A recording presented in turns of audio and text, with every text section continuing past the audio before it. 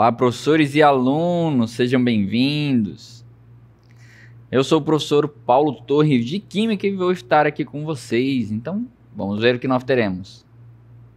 Aula 15, objeto de conhecimento, geração e transmissão de energia elétrica.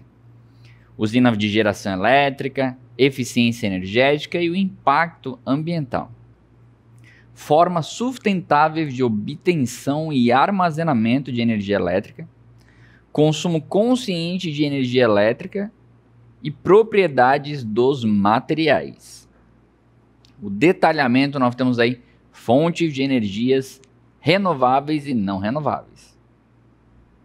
Então vamos à nossa aula.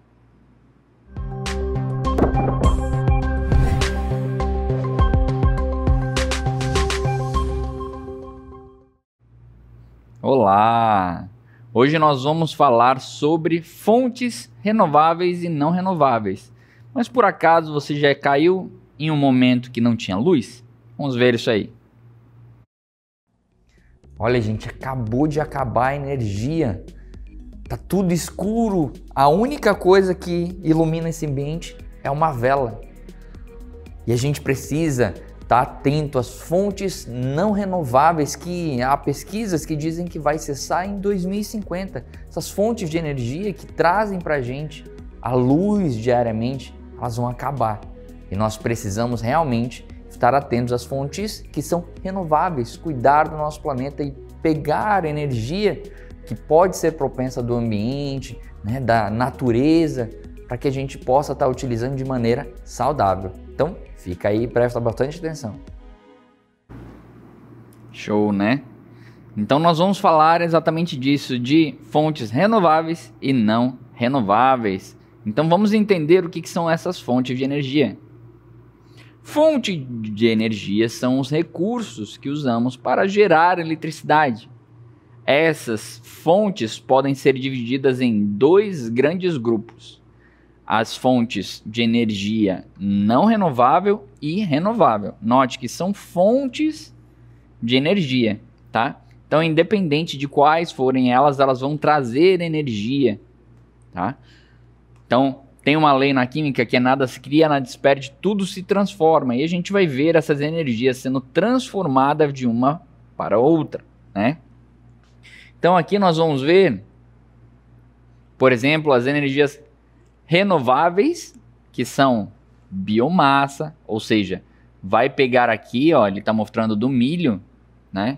Vai transformar em energia elétrica.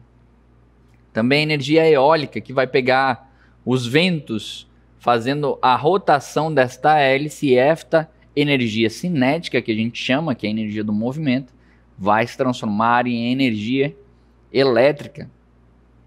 A hidráulica, que usa o poder da água para movimentar turbinas, que vão transformar em energia. Lenha e carvão vegetal, que são queimados, tá? A gente vai falar sobre isso, que são queimados aí para produzir também energia. A energia solar, né? O sol também emite radiação. Essa radiação solar, ela é recebida numa placa solar que vai transformar em eletricidade através dos elétrons que vão se movimentando, tá? A energia geotérmica, que é a energia do solo, tá? A cana-de-açúcar ou derivados, que a gente pode também estar transformando aí. Mas nós temos aí as energias não renováveis, que em determinado momento elas tendem a se acabar, tá? Então, petróleo e derivados, há pesquisas, né, como você acabou de ver no vídeo, falando que petróleo e derivados irão cessar em 2050, provavelmente. Carvão mineral também é utilizado na queima e o gás natural. Ah, professor, mas e a nuclear? Por que está não renovável? Porque a partir do momento que a reação acontece, ela não pode ser replicada. Eu preciso de outro composto químico para que essa reação continue. Então ela é dada como não renovável, tá? Então vamos ver aqui uma por uma para a gente entender mais um pouco. Então, das fontes de energia não renovável, tá? Agora focando nisso, nós temos o seguinte, são aquelas que um dia vão acabar, porque demoram milhões de anos para se formar, né? Então nós temos aqui, por exemplo, o petróleo, né? Nós chamamos o petróleo, da onde ele é pego, de combustível fóssil, tá? Combustível fóssil. Então é muito importante você entender que ao longo de anos, decomposição de vários ali animais, né? E compostos orgânicos, foi produzido este óleo, que é um líquido muito espesso, tá?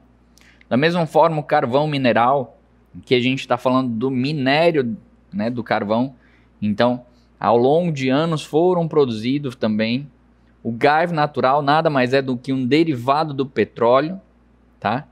Então, quando a gente pega o petróleo, por exemplo, ele vai entrar aqui numa máquina, que essa máquina vai fazer um processo que a gente chama de destilação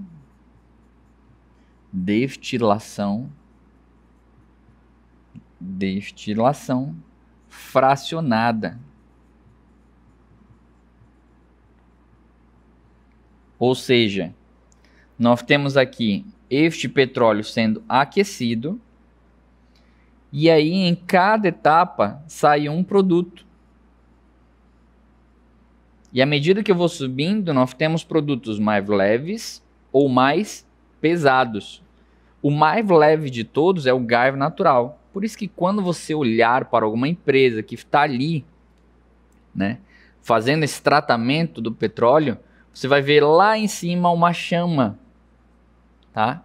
Você vai ver uma chama queimando lá em cima, é o gás natural, tá? E o urânio, como está dizendo aqui, é a energia nuclear. O urânio, para ser usado em usinas, ele precisa ser tratado. Ou seja, a gente chama de enriquecimento, tá? E esse urânio enriquecido vai ficar em pastilhas, tá? São pequenos quadradinhos que vão para uma estrutura que é como se fosse uma régua, tá?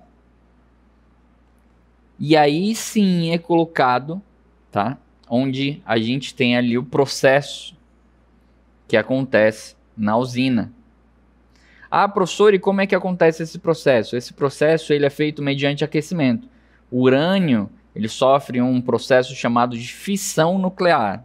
Ou seja, um átomo vai se separar em dois ou mais e libera muita energia. Essa energia, tá, vai fazer o quê? Vai transformar a energia térmica em calor, tá? Então geralmente, o urânio, deixa eu colocar aqui. Nós temos aqui a usina nuclear, tá? E aí o urânio está bem aqui, ele vai ser aquecido onde nós temos água passando, tá? Essa água vai ser aquecida e isso aqui vai gerar uma turbina, transformando em energia elétrica, tá? Ah, professor, eu vi muitas turbinas. Significa que há muitos movimentos assim? Exatamente, tá? Mas, contudo, no entanto, são muito usadas no mundo todo, mas apresentam problemas sérios, tá? Então, poluem o ar, como liberação de CO2 em queima, tá? E água. Aqui no caso, por exemplo, quando a gente tem usinas nucleares, que acontece algum acidente, a primeira coisa a contaminar é a água, porque a usina nuclear tem que estar perto de fontes de água para resfriar ali constantemente, tá? Causam efeito estufa e o aquecimento global. Como a gente já falou aqui que poluem o ar, o CO2 é o que vem causar o efeito estufa. E principalmente faz com que o planeta fique aquecido. Tem um custo alto e dependem da importação em muitos países. Então note que a importação, né, em muitos países é necessária para realmente a gente ter aí, no caso, a produção de energia, tá? No Brasil e no Amazonas, aqui o que que acontece? Apesar de ter muitas fontes renováveis, então a gente tem muita hidrelétrica, tá? Ainda usamos muito petróleo e gás em carros, né? Indústrias e termoelétricas. Inclusive no estado do Amazonas nós temos várias termoelétricas também, tá? Já aqui falando de energias renováveis, nós temos a biomassa. Bio vem de vida, tá? E massa vai ser o que a gente vai estar utilizando porque é em grande quantidade. Então por isso que tem o símbolo aqui de uma floresta. Já a energia geotérmica, ela é utilizada em relação à terra. A gente vai se aprofundar mais nisso. Nós temos a hidrelétrica, que vem da hidroeletricidade. Temos a energia eólica e a energia solar. Todas essas aqui são fontes de energias renováveis, que a natureza pode estar nos auxiliando a produzir de forma mais saudável em relação não só ao planeta, mas em relação à sociedade. Vamos ver algumas vantagens que nós temos e desvantagens aí das energias renováveis. Então, dê uma olhada. Vantagens, elas não poluem ou poluem pouco. Ajudam a combater o aquecimento global, que novamente a gente falou que ali as fontes de energias não renováveis produzem CO2. Então, se a gente está falando de renováveis, significa que o que é usado de CO2 é reposto no planeta. Tá? Então, ajudam a combater. E são mais baratas a longo prazo, não a curto prazo, mas a longo prazo. Porque se eu estou falando de alguma energia renovável, eu preciso de uma tecnologia aprimorada para isso, dependendo da energia que eu vou estar utilizando. Tá? A gente vai falar sobre isso. Então, continuando. Desvantagens. Algumas, elas dependem do clima, como a solar e a eólica. Então, no caso do estado do Amazonas, a gente não consegue a eólica porque precisa de ventos. E não é um vento que bate no finalzinho da tarde, mas é um vento muito forte que, no caso, vem de áreas litorâneas, tá? Então, não sei se você já teve a oportunidade de visitar, mas se não teve, dê uma olhada aqui. Geralmente, nas imagens, você vai ver que há ali uma área litorânea.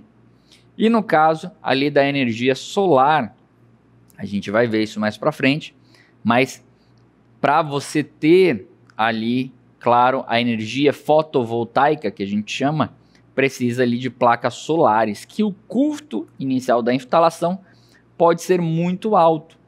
Então, para você ter energia na sua casa via energia elétrica, precisa de uma placa fotovoltaica que é cara, tá? Mas vamos dar continuidade. No Brasil, mais de 80% da energia elétrica vem de fontes renováveis. Isso é muito importante. O Brasil também exporta energia elétrica, né? Porque a gente tem uma gama muito grande. A maior parte vem de hidrelétricas, como a de Tucuruí, no Pará. E o país também tem investido muito em energia solar e eólica, né? Lembrando que a eólica é no litoral e a energia solar você consegue ver principalmente também em municípios. A gente já começa a utilizar a energia eólica, dependendo aí da região, tá bom?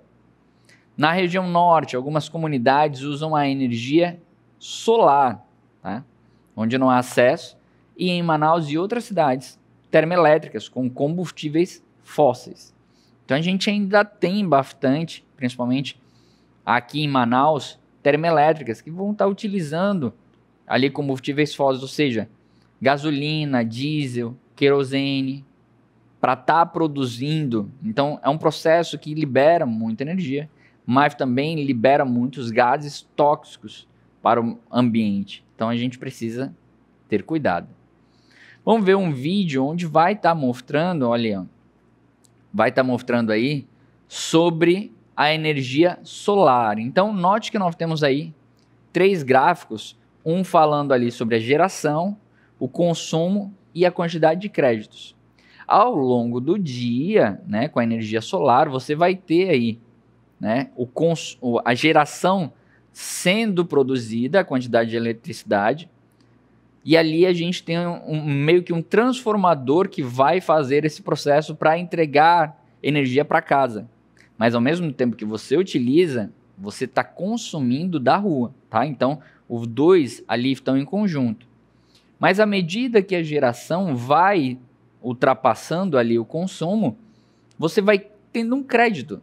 Exatamente. Você pode, ao longo do dia, estar produzindo, né, gerando muita energia elétrica, que ela vai voltar para a rede.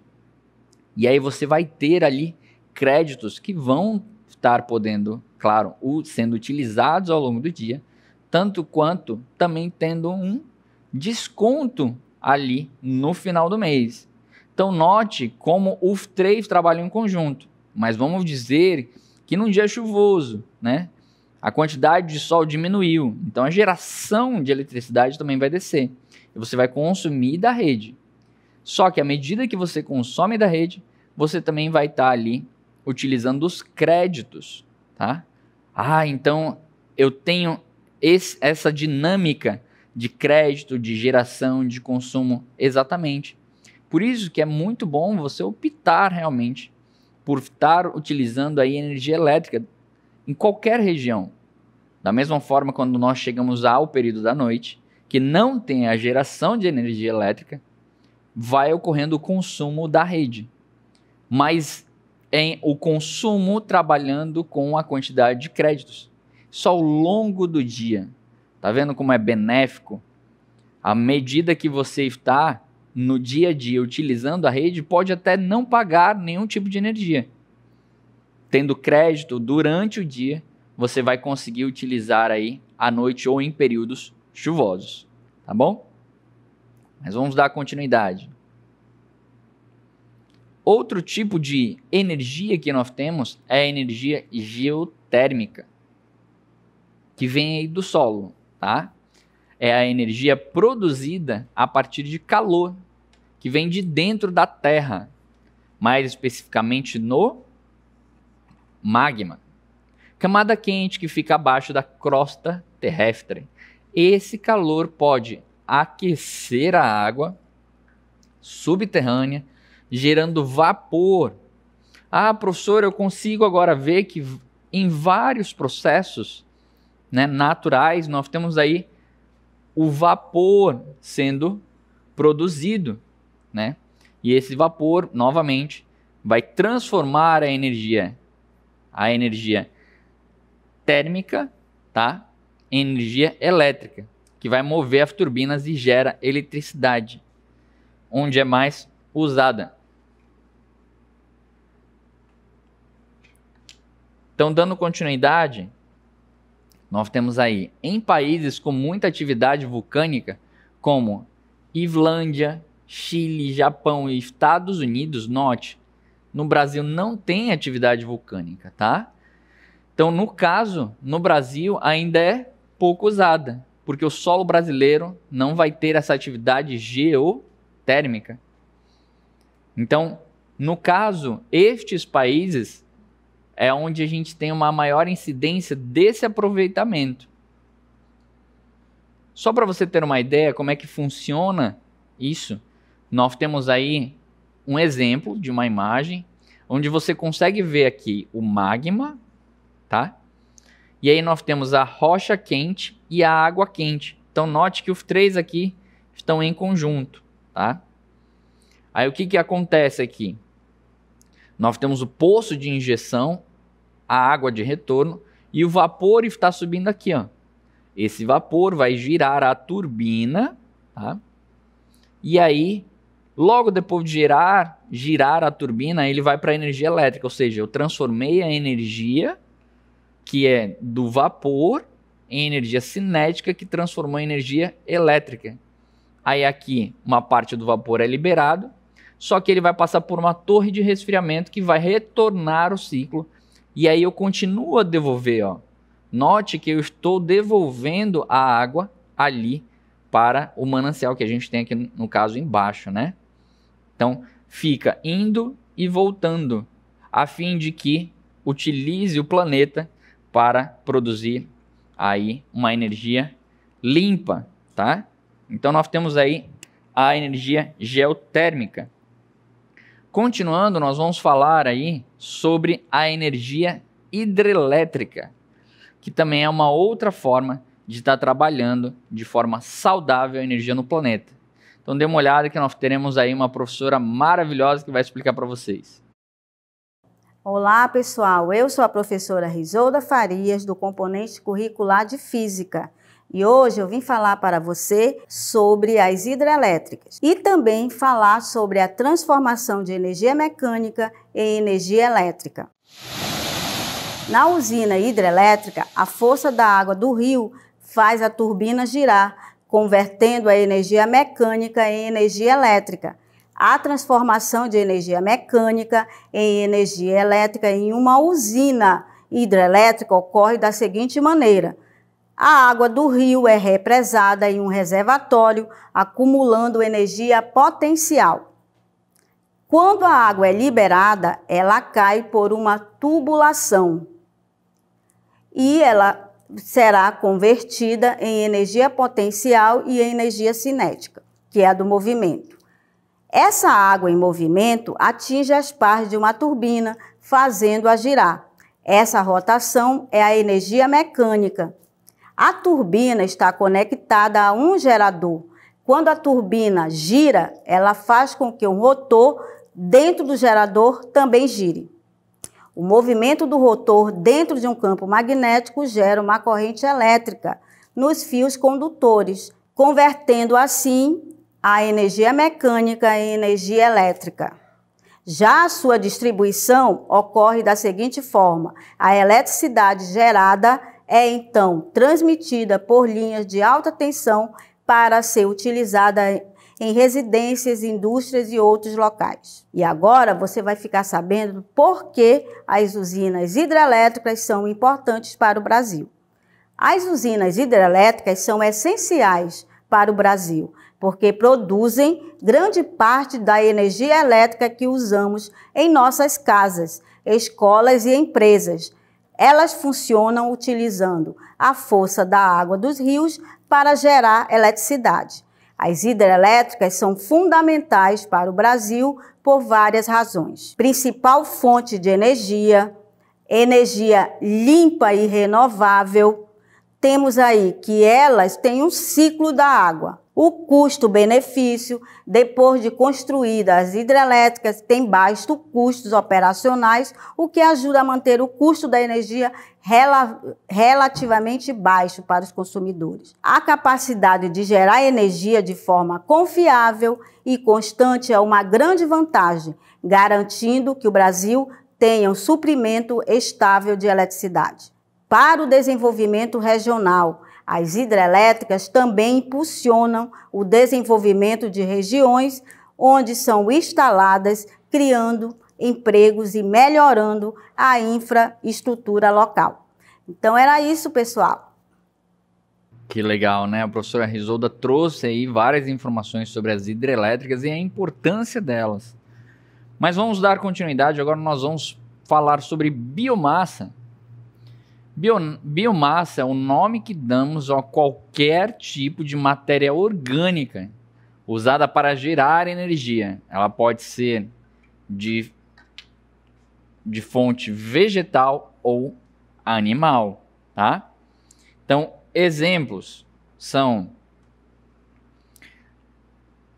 bagaço da cana-de-açúcar, nós temos a casca de arroz, serragem em madeira, esterco de animal, por isso que você acabou de ver que a fonte de biomassa pode ser tanto vegetal quanto animal.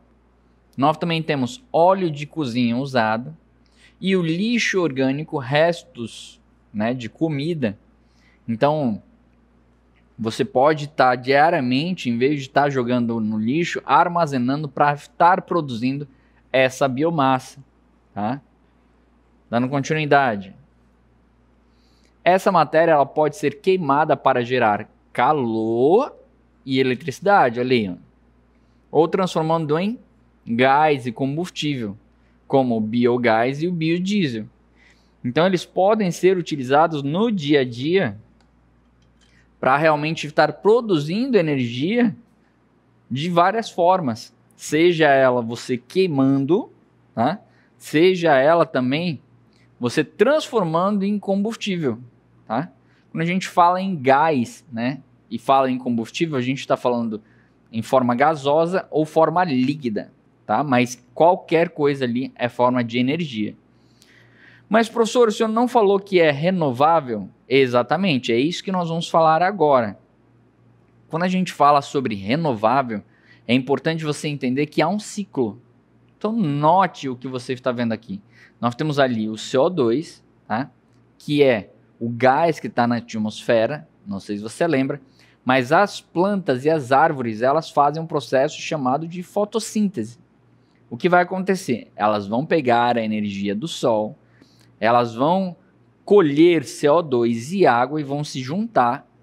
Quando elas se juntam, elas formam a seiva, tá, da planta ali e liberam O2 para o ambiente. Então note que eu estou pegando o CO2 do ambiente, estou armazenando ali nas árvores e plantas.